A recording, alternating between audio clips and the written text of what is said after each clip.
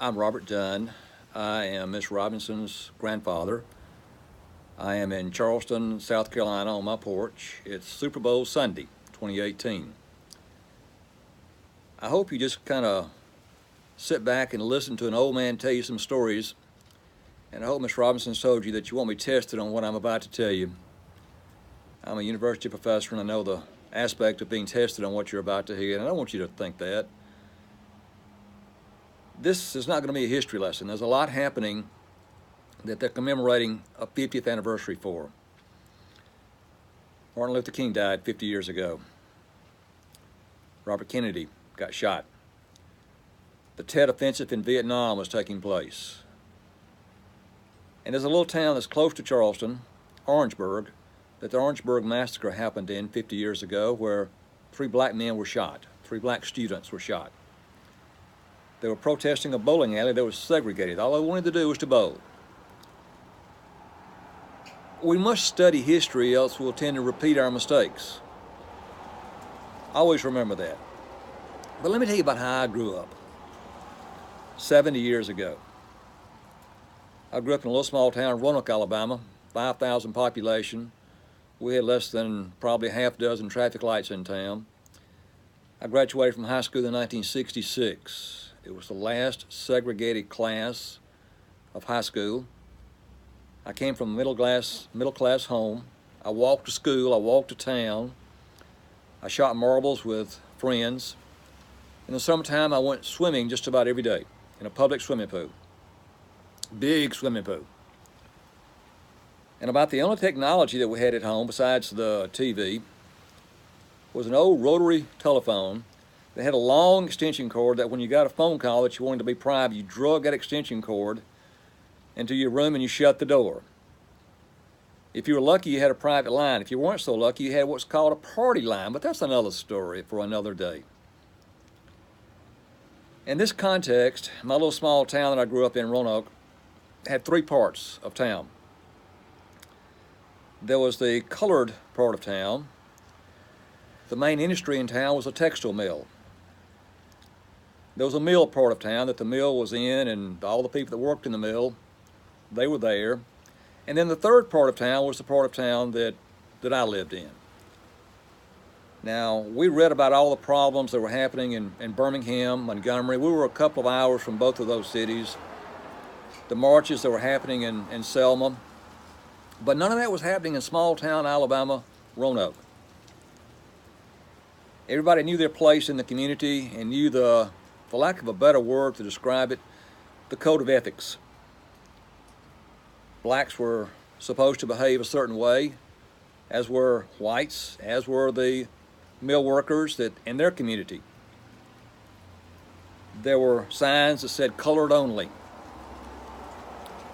For water fountains, for bathrooms, for restaurant entrances around in the back, and they were discriminated against. The blacks were. The coloreds. Coloreds were discriminated against in public transportation. Rosa Parks, I'm sure you've heard that name before, refused to give up her seat on the buses. So when blacks got the chance as soon as possible, they bought a car, they bought an automobile, so they could go when they wanted to and not have to be discriminated against in public transportation. The problem was that they traveled through some towns that were called sunset towns, that if you were not a resident and you were coming through town and it was after dark, you might be arbitrarily arrested for no reason at all. The colored folks had to know where they could stay in motels. They had to know where they could eat in restaurants. They had to know where they could buy gas for their cars. If their cars had a problem, they had to know where they could go to get a repairman to fix it. A part of the history books that you might not be exposed to was there was a booklet written, the Negro Motorist Green Book. It was published from the mid-1930s to the mid-1960s. A gentleman, a black man, Mr. Green, he published this guide for transportation that you could refer to, that if you went through towns, you knew which restaurants that blacks were allowed to eat in, where they could buy gas, where they could spend the night without being intimidated, without being arrested. It's a shame that things like this are part of my history, but they happened. I would love to come and tell you more about the things that were happening in my community. Let me tell you a couple of stories about things that happened in this era that are just, for lack of a better way to describe them, they were crazy.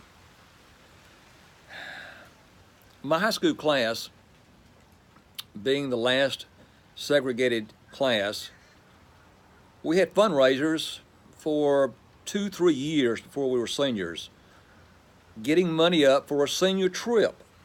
Now this senior trip, we would get on a train and we would ride to Washington, and then we would ride to New York, and it was a week-long trip, and it was magnificent. I've still got fond memories of my first trip to New York as an 18-year-old, as a senior in high school. Magical time. A bonding time with my fellow seniors that some I've not seen since that trip, in a travel mode. The elders of the community, my parents, other parents, decided that when the high school had to be integrated and blacks were brought in, that the blacks could not travel on that senior trip. My class was the last class in my little small Alabama town that went on that magnificent trip because they did not want blacks to travel with whites. Crazy. I told you a few minutes ago that I went swimming just about every summer. It was an Olympic-sized pool. It had 2 diving boards. It had a high dive that was terrifying. It had a small diving board. It had a deep end. It had a shallow end. You could go and get a popsicle and walk around and get a suntan and just have the best time in the world. And after the city was told they had to integrate the pool, the town elders, they filled that pool with dirt rather than allow blacks, the colored part of town, the use of that public swimming pool that they were by law told they had to do. Crazy. It was insane. There were a lot of other things that happened that I didn't understand at the time. And I thought when my father's generation died out, all those things would be over. As you well know, they're not over yet. Maybe it's your generation that's going to straighten the situation and put the boat upright and say, we're one race, we're Americans. But you got to study history, you got to hear people like me talk about what happened so that the bad things that happened won't be repeated. I hope I've left you with a few thoughts. I'd love to come to Bowling Green to talk to you. As I said, I'm a professor. I'm used to talking to people and transferring information. That's all teaching is just transferring information. I'm a person that would love to be interviewed by you. What questions you have for a person like me that grew up in the era that you're studying. But for now, from Charleston, South Carolina, I wish you a good day.